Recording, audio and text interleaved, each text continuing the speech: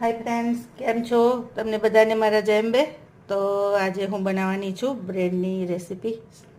તો આવી રીતની સ્લાઈસ કાપેલી બ્રેડ લઈ લીધી છે મેં.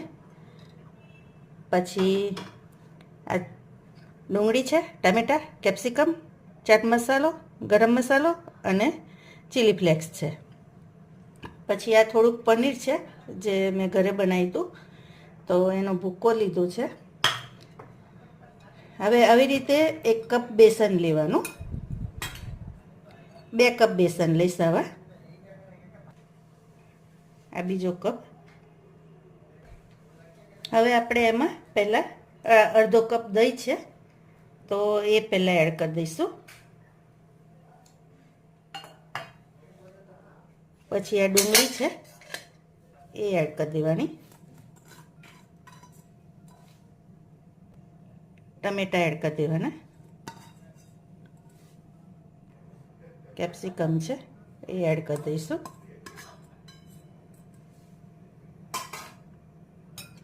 આ ચીલી ફ્લેક્સ, ચાટ મસાલો અને આ ગરમ મસાલો. ટેસ્ટ પ્રમાણે મીઠું એડ કરી દેવાનું.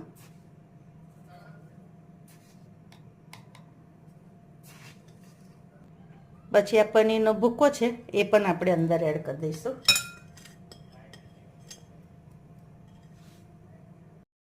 હવે આ બધું આપણે પ્રોપર મિક્સ કરી લેવાનું. તો થોડુંક થોડુંક પાણી રેડતા જવાનું અને ખીરું તૈયાર કરી દેવાનું.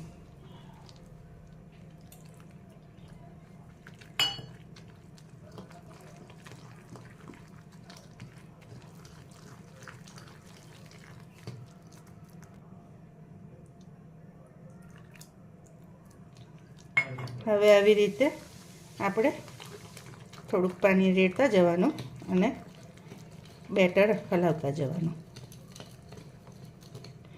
અને બહુ આપણે હલાવવાનું નથી, મિક્સ બહુ નહીં કરવાનું. હજી થોડુંક પાણી એડ કરી દઈશું. આ બરાબર છે, આ રીતનું રાખજો.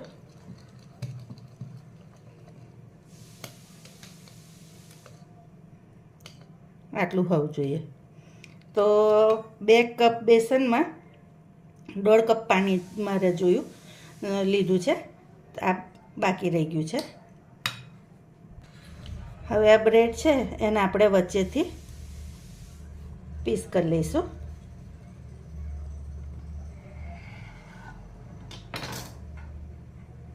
તો આવી રીતે 2 ભાગ કરી દીધા છે. હવે આપણે ફ્રાય પેન મૂકી દેવાની અને એની ઉપર આવી રીતે તેલ ચોપડી દેવાનું.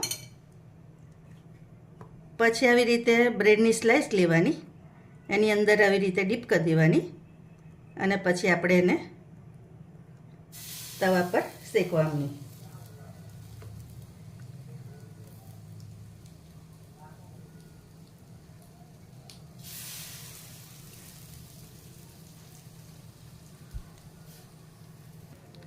હવે આપણે એને મીડિયમ તાપ પર થવા દઈશું.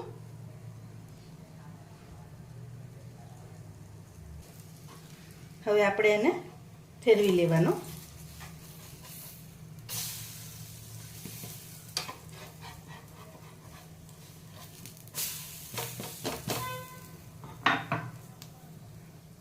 તો ફ્રેન્ડ્સ, તમારે વધારે તેલમાં ખાવું હોય તો તમે આની ઉપર તેલ એડ કરી શકો, પણ હું ઓછું તેલ એડ કરીશ અત્યારે. આને પ્રોપર લાલ પણ તમારે થવા દેવાનું. આવી રીતનું જો સરસ મસ્ત કલર આવી ગયો છે ને, આવી રીતે. એકવાર તમે આ ટ્રાય કરજો, ખરેખર ખૂબ સરસ લાગે છે ટેસ્ટમાં. અને મીડિયમ તાપે થવા દેજો એટલે વધારે સરસ લાગશે. ફરી આવી રીતે આપણે તેલ થોડુંક એડ કરી દેવાનું અને ફરી સ્લાઈસને મૂકી દેવાની.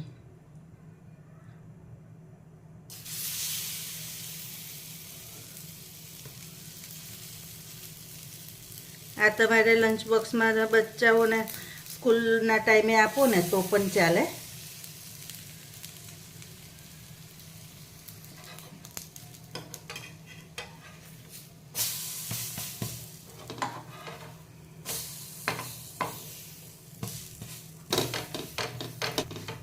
હવે આપણે આને કાઢી લેવાનું સર્વિંગ પ્લેટમાં. તો ફ્રેન્ડ્સ, તૈયાર છે આપણી વેજ આમલેટ. એનું નામ હું વેજ આમલેટ આપીશ. તો તમે જોઈ શકો છો કે કેવી સરસ દેખાય છે અને સોસ સાથે આને ખાવાનું. બીજું કે આ છે ને ટેસ્ટમાં ખૂબ સરસ લાગે છે. તો તમે આ રીતની બ્રેડ હોય ને, તમારે બહુ કંઈ ખાસ ખાવું ના હોય ને, તો આ રીતે બચ્ચાઓ નહીં મૂકી શકો ટિફિનમાં અને તમે સ્નેક્સ તરીકે પણ ખાઈ શકો. તો આ રેસીપી એકવાર ચોક્કસથી ટ્રાય કરજો અને મારી રેસીપી તમને કેવી લાગી એ ખાસ કહેજો. લાઈક, શેર, સબસ્ક્રાઈબ કરજો. Thank you.